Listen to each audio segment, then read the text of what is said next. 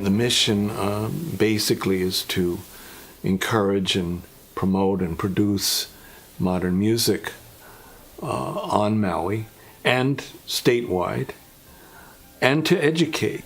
So it seemed to me that we could develop a program and curriculum that would enable students to read and write music. And they're very accepting of the music we present. I feel it's especially important in young people because it develops that part of the brain, the left brain, which is really important for language development. We're inundating them with the Common Core standards, and we've taken every form of art out of our curriculum. So slowly but surely we're trying to add it back in, and I saw specifically last year after we had the Ebb and Flow music program for a year, my students' math scores increased because they were able to make that connection between, just with the notes for example, they were able to connect the half notes, the quarter notes, the whole notes, and related to fractions, which we were learning, which was a real life experience. We went into the schools with a program entitled Scaling Haleakala. The term scale, of course, has multiple meanings, and encouraged the analogy to nature and how nature inspires music. Music is essential to elementary curriculum because it helps students build background knowledge for both math and reading and science. It keeps them well-informed in making connections between the interrelated topics. We enter a educational environment in which children in elementary schools in Hawaii have not had regular music training by teachers who have gone to music school, music college, and gained degrees in teaching music. We haven't had that for over a generation. Music is incredibly valuable in education. I think it can bring out a lot of passion in students that they didn't know they even had. I think it can connect to many different subjects. It can be English, math, history, culture in general. I think it's incredibly valuable and it's fun.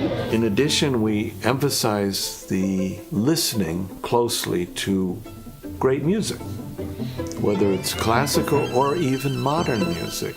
Children have a lot of time to experience that process of listening. We want to bring the children the joys of music, whether through listening, actually making music themselves, composing music. I have some of the students that are so withdrawn, but they come out, the music starts. I mean, they really enjoy the class.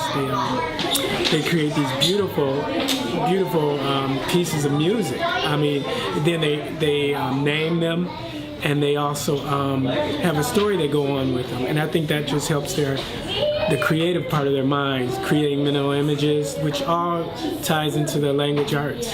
Music is its own language, for one, and it's a mathematical language, and the children really get into it. They learn an appreciation for music, which I think is just a huge appreciation for culture in general. We decided early on to employ computers. There's some excellent software out there which enables children to find out with immediate feedback what it means to place notes on a musical staff, hear them, sometimes with coloration, sounding more like an oboe or a violin. We know that music enlivens the spirit. It makes us more in touch with our emotional life. It makes us more human. It fosters creativity and encourages the imagination. These are all critical aspects of a child's development.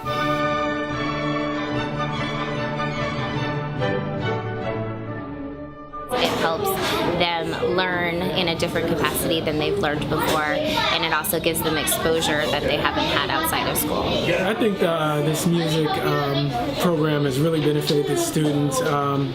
in all different academic areas, especially in math with the fractions and adding, and not only that, in reading and writing. In writing, especially in the writing process. When they create their music, they have to go through the same processes from brainstorming ideas to revising, editing, and then creating the final draft. So our program gives them a head start, so to speak. If a child is inspired by music, and all the children we teach have some musical aptitude, it's just part of our genetic makeup. They're inspired, who knows? A seed may have been planted, and later in life they may take up an instrument seriously. And certainly, at the very least, they become encouraging to their own children about the importance of learning music. We've had excellent musicians as guests. Then several members of the Honolulu Symphony who were here for concerts of Ebb and Flow Arts then went into the schools. One of the frequent guests with a percussion introduction is Paul Marchetti. Paul comes in and shows the children how drums come from all over the world. He then has a lovely hands-on moment when the children join him for an improv session on various drums. So rhythm, such an important part of music, is the focus. Children learn about basic music impulses, about the beat and how to play with it, how to play off it. They learn about motion in music, time as embodied by sound, and they learn about motives, short rhythm ideas.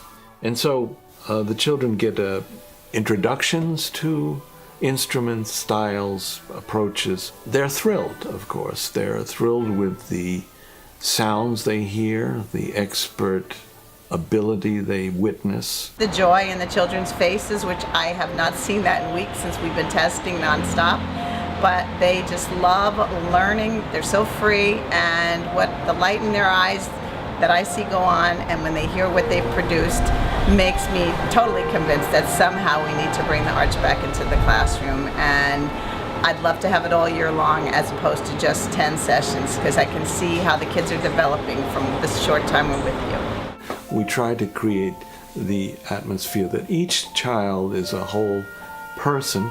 And as a matter of fact, as apparently Picasso said, children their age, 7, 8 years old, are all artistic geniuses.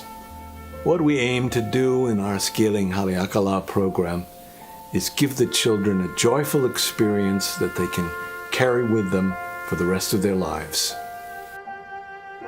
We would like you to consider including Ebb and Flow Arts and our award-winning curriculum Scaling Haleakala in your school.